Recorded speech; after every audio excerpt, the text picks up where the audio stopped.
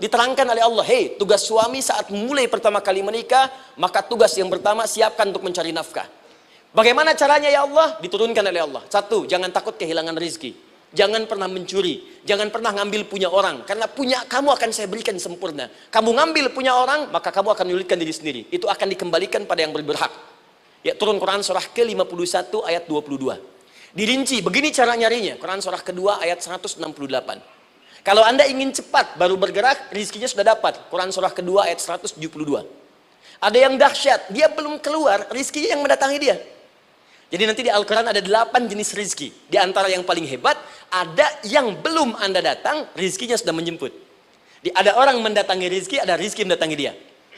Contoh, Al-Imam Asy-Syafi'i sedang berdiskusi dengan Imam Malik gurunya.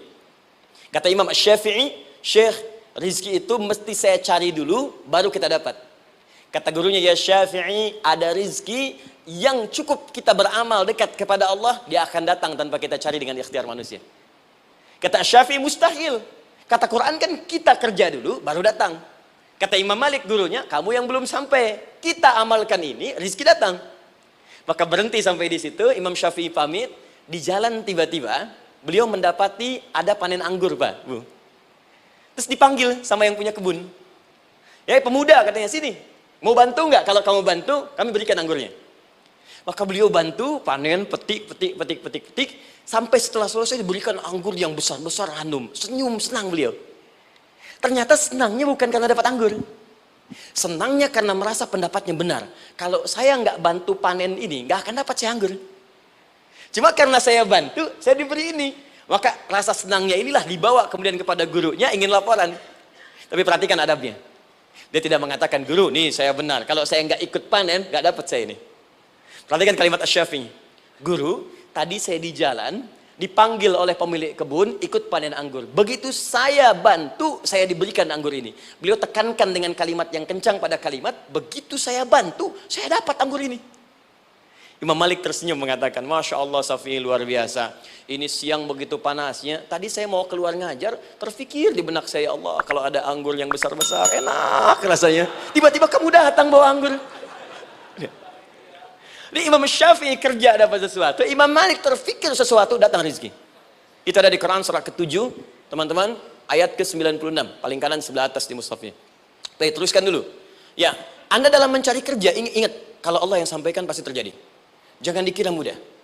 Kata Allah akan ada persaingan, akan ada kadang-kadang singgungan, akan ada tantangan. Maka mulai petakan tantangan apa yang akan Anda lalui saat Anda mulai mencari nafkah itu. Maka turun Quran surah kedua ayat 214, paling kanan sebelah bawah. Am hasibtum an tadkhulul jannata. Hei, apa kamu mudah begitu saja mengira akan sukses dalam pekerjaanmu? Bahkan bisa diartikan surga, ingin masuk surga. Walamma ya'tikum mathalul ladzina khalau min qablikum. Sebelum engkau diuji seperti orang sukses dulu pernah sukses. Lihat mereka. Nggak ada orang sukses yang instan. Cuman balikan telapak tangan dapat, tidak. Kata Allah, lihat orang-orang dulu. Lihat orang-orang hebat dulu. Bagaimana mereka bisa kaya, bisa sukses, bisa punya posisi. Masat umul ba'sa. Petakan olehmu tantangan apa yang akan dihadapi saat engkau bekerja itu. Satu, kata Allah, ba'sun. Ada yang ringan. Ya, ba's.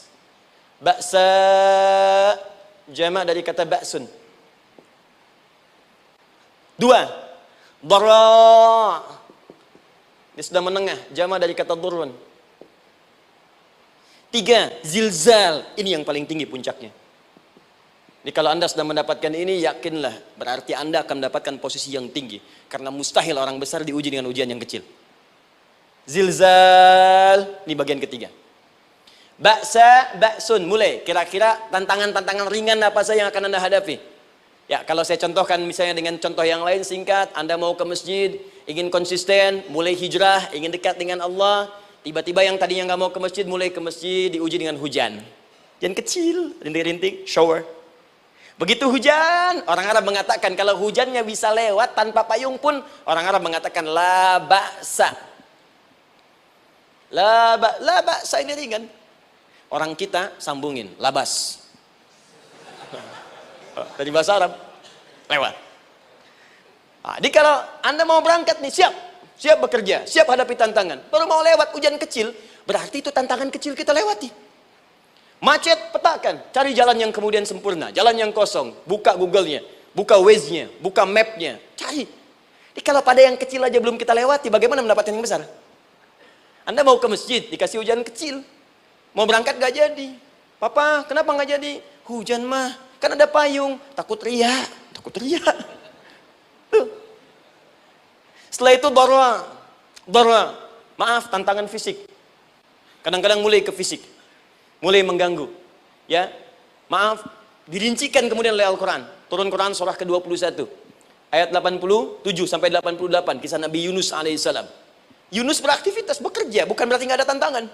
Kadang-kadang dibawa, kadang-kadang diusir. Kadang-kadang Anda dapat misalnya proyek. Kadang-kadang sudah mulai, masukkan tender. Tiba-tiba gagal, diserobot orang. Kadang-kadang orang yang dapat, Anda yang ngajukan. Itu biasa. Kata Allah itu biasa, bukan cuma Anda. Yang lain pun ada. Bukankah Allah ajarkan kisah Sayyidah Hajar alaihissalam dengan Ismail? Bukankah bolak-balik naik Safa Marwah? Kadang di atas, kadang di bawah, kadang lihat peluang sampai Marwah ternyata bukan air. Terkadang Anda yang bekerja, tim yang lain yang mendapatkan karena kerja keras Anda bisa jadi terjadi. Bukankah yang kerja keras Hajar yang dapat Ismail? Mungkin Anda yang konsep yang dapat minyaknya orang lain. Mungkin Anda yang kerjakan yang suksesnya teman Anda, gak ada masalah. Dan itu kemudian akan bermanfaat bagi Anda. Tidak mungkin setiap keringat yang keluar dari diri kita mustahil kecuali akan melahirkan manfaat yang kembali pada diri kita. Tantangan. Tapi yang paling dahsyat ini yang nggak ditemukan di sebagian referensi yang kita baca. Ketika Allah menjelaskan semua tahapan-tahapan tantangan ini sampai ke puncaknya zilzal. Zilzal itu kalau bahasa sekarang gempa. Ada ujian yang menggoncang hati kita. Ketika Anda kerjakan, ya Allah, tantangannya dahsyat. Kenapa mesti saya, ya Allah? Kau nggak selesai-selesai, ya Allah. Itu wajar, teman-teman. Itu biasa. Kata Allah, orang dulu saja mengatakan, mata nasrullah, kapan ini selesai? Berbahagialah kalau teman-teman sudah mendapatkan tantangan puncak yang paling tinggi ini. Ini artinya Allah sedang mempersiapkan Anda menjadi orang besar di kemudian hari. Dan cara mengatasinya diturunkan Quran surah ketiga ayat 142, paling kiri sebelah atas. Perhatikan dahsyatnya. Yang pertama diterangkan tantangannya, yang kedua dijelaskan cara mengatasinya. Saya mau berhenti sampai di titik ini, nanti saya terangkan cara berinteraksi dengan Al-Quran. Ya, perhatikan baik-baik. Kata Allah, jika kelak engkau sudah bisa memetakan tantangan ini, maka siapkan solusi untuk mengatasinya. Ayatnya dibuka dengan kalimat yang sama persis. Saya pernah sampaikan teori ini di dua perusahaan besar di Indonesia. Yang pertama ada salah satu perusahaan, karena ini direkam saya nggak sebutkan perusahaannya, perusahaan otomotif besar, sedang turun gratis, kemudian juga ada inflasi yang tinggi. Terus saya terangkan teori Quran.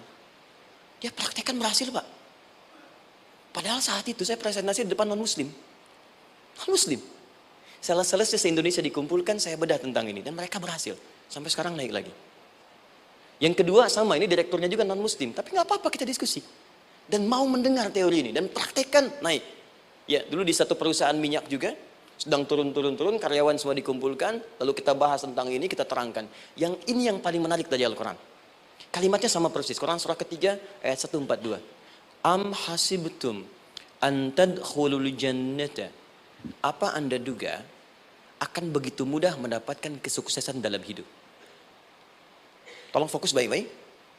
Jangan selalu mengartikan jannah dengan surga. Karena asal kata jannah itu artinya kesuksesan, kebahagiaan yang belum tampak. Surga, kenapa disebut dengan jannah? Karena itu puncak kebahagiaan kita yang belum nampak sekarang. Saya kasih rahasia ya, ini antara kita saja nih. Kalau ada kata jim dengan nun di depannya, itu pasti tidak nampak, tersembunyi. Apapun tambahannya. Ya, misal, jin kenapa disebut dengan jin? Karena memang ketika diciptakan, dia tidak tampak, tersembunyi. Lawannya ins, karena itu kita disebut ins, karena saat lahir kita tampak. 18 kali disebutkan dalam Al-Quran. Ya ma'syaral jinni wal ins, wa ma khalaqtul jinna wal ins. Jadi jin disebut jin karena memang fitrahnya tersembunyi, gak nampak. Jadi kalau ada jin melakukan penampakan, itu jin sedang kena masalah. Sedang keluar dari fitrah. Sama dengan manusia, harusnya tampak. Jadi kalau ada manusia yang senang sembunyi-sembunyi, dia sama dengan, bukan saya yang bilang, sedang punya masalah. Ke kantor, sembunyi-sembunyi. Hati-hati Pak Alfian tuh. Biasa ada pintu depan, masuk pintu belakang. Suami di rumah, buka WA, sembunyi-sembunyi. Bu, hati-hati tuh. Pulang lewat pintu belakang. Berarti sedang punya persoalan dalam hidup. Setiap ada jim dengan nun, pasti tersembunyi. Ibu punya janin, rahim. Dalam rahim ada janin. Kenapa disebut dengan janin? Jim, nun, ya, nun. Karena sosok itu belum nampak dalam pandangan kita. Nanti kalau sudah lahir, baru tampak. Jannah, kenapa disebut jannah? Karena belum tampak dalam pandangan kita. Nanti kelihatan. Karena itu dalam Al-Quran, kata jannah itu tidak dikhususkan dengan surga. Tidak dikhususkan dengan surga. Kadang-kadang menunjuk aspek kesuksesan yang belum tampak. Anda mau ngebor minyak, minyaknya belum tampak. Belum kelihatan. Anda mau kerja, ya hasilnya kan belum tampak, baru ikhtiar sekarang.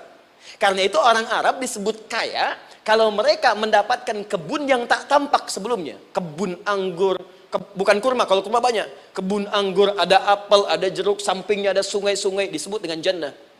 Ya, kalau punya unta, nggak kaya di Arab, biasa. Karena yang kelihatan padang pasir, unta, hitam, merah, biasa. Tapi kalau sudah punya kebun anggur yang sulit di padang pasir ada kebun, itu baru disebut kaya.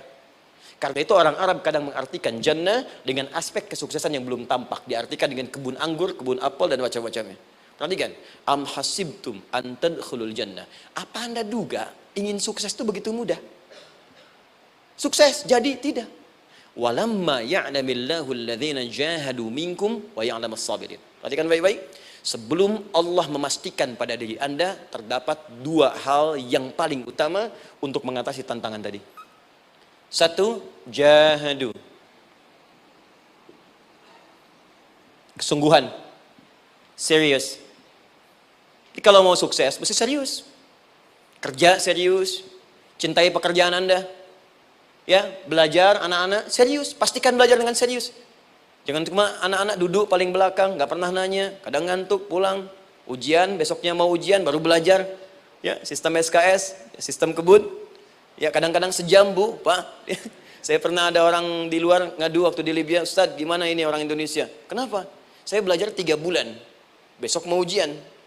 Teman antum orang Indonesia pinjam catatan saya, baru semalam, dia dapat 8, saya 7,5. Saya bilang, Anda belum tahu sistem SKS tuh. Baik, ya. Tapi itu bukan solusi. Begitu ujian selesai, ilmu lupa.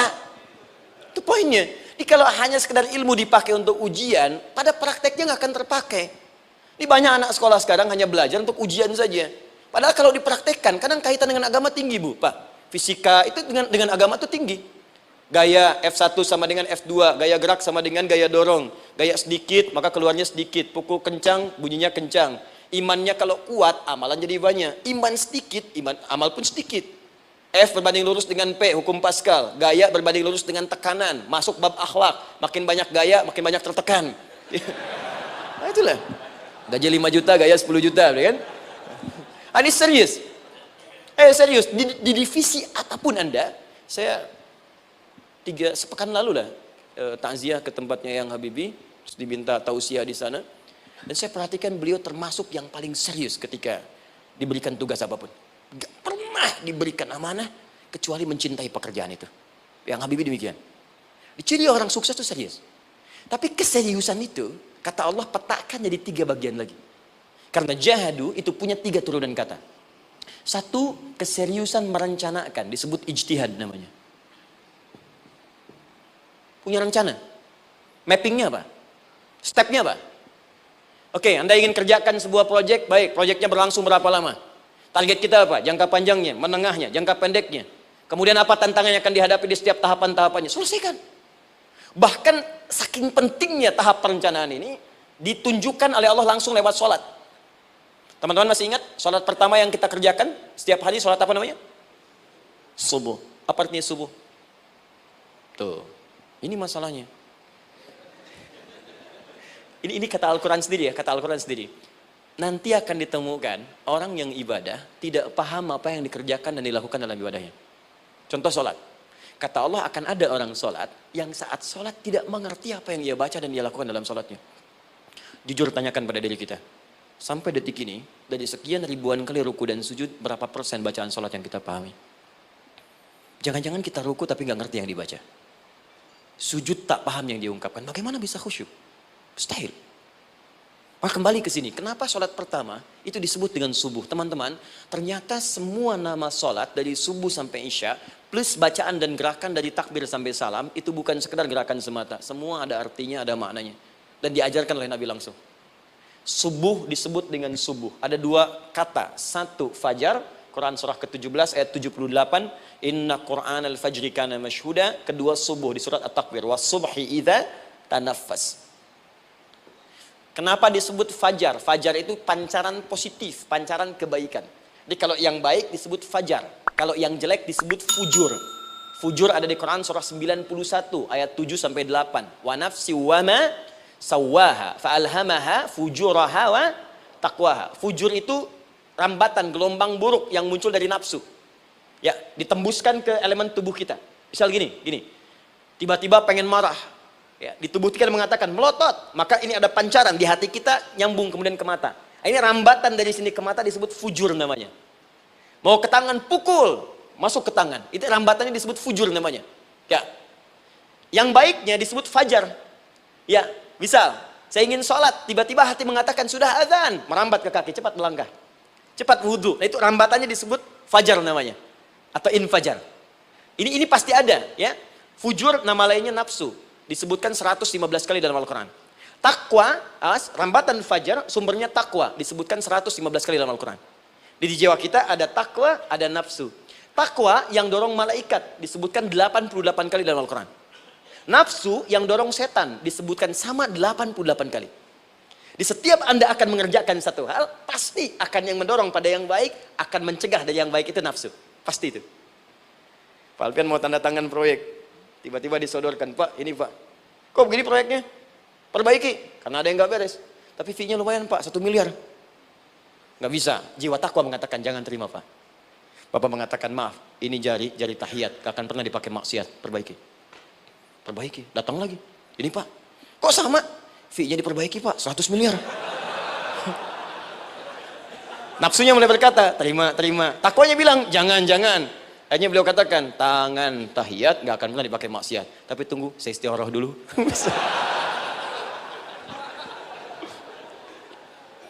Nah, waktunya, ini salatnya disebut fajar. Kenapa disebut fajar? Karena saat kita tidur, terus dengar suara azan, Allahu Akbar, maka memancar dari iman kita, rambatan untuk merespon suara itu. Bangun kita untuk menunaikan salat.